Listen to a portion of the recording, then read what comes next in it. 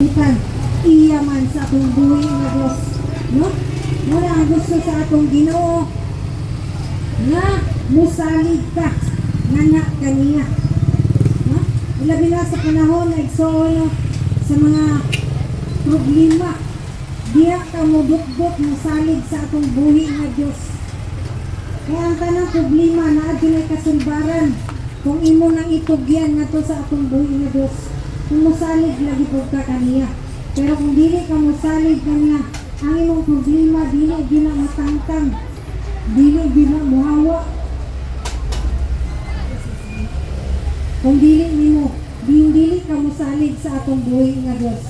Muna igsoon na gusto sa atong Ginoo nga musalig di ay ka, no? Kana ragit siya, no? Kaya ang tao kung nanay mga kana bitaw mga problema, wala maluya na, no? Mudaga na dahil ang og bisag kinsa na lay pang duulan kay nahadlok na, nabalaka na. Muna ang tao nga walay pagtuo sa atong buhi nga Dios, no? Kay kung ituo pa siya, dili siya mabalaka, dili siya mahadlok sa unsa mga katalagman, mga kalisdanan nga niabot sa iyang kinabuhi. Tungod kay nagsalig man siya sa Ginoo ngayang gialagaran nga mooy musulbad sa tanan niyang mga problema. Nga muna nga kaanindot kung kita muduol kita, mga lagad kita, mudungog kita sa atong buhi nga Dios.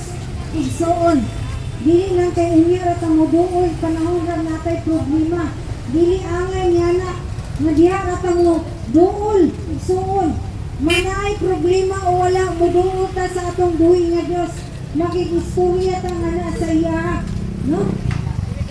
Muna ang gusto sa Ginoo, dili kay unya ra muduol, no?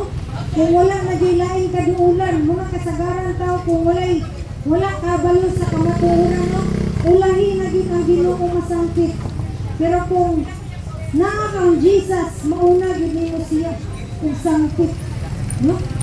Muna ang pulong sa Ginoo nagparimay na to nga kinahanglan na ito nga kung naay problema, nag-iyon ang pulong sa Ginoo sa Mateo 11:28. Dumugol kita nga na kaniya, no?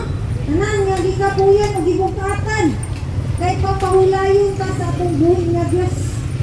Muna yang saad igsoon kung mudungol ka sa atong Ginoo, apan kung dili ka musalig nga kaniya, dito ka musalig sa tao, muna nga daghan kayo mausik ng mga panalangin, no? Makabsan kag panalangin igsoon, no?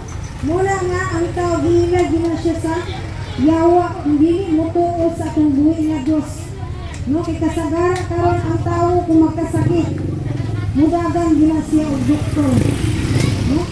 Pag mahurot na iyahang mga kwarta, wala lain kapainan, dusa pa rin na siya musangkit o Ginoo. Muna siya last na ang Ginoo, no? Muna igsuon nga pahimangno lang nato ni igsuon aron dili ko ta mupunta sa tao ba. Kasagaran man gud ang tao kung nanay problema, tao dahil ang duulon. Muna dili dyan na siya gusto ang Ginoo nga musalig ka sa tao. Igsuon gusto sa Ginoo nga sa iya ragit ka musalig. Muna gialaw bitaw ng mga problema, mga kasakitan, karon muduol ka nga na kaniya, pero unsa man ang imong gibuhat, tuwa naman hinuon kami duol sa tao. Muna igsoon nga kung ang tao musalig sa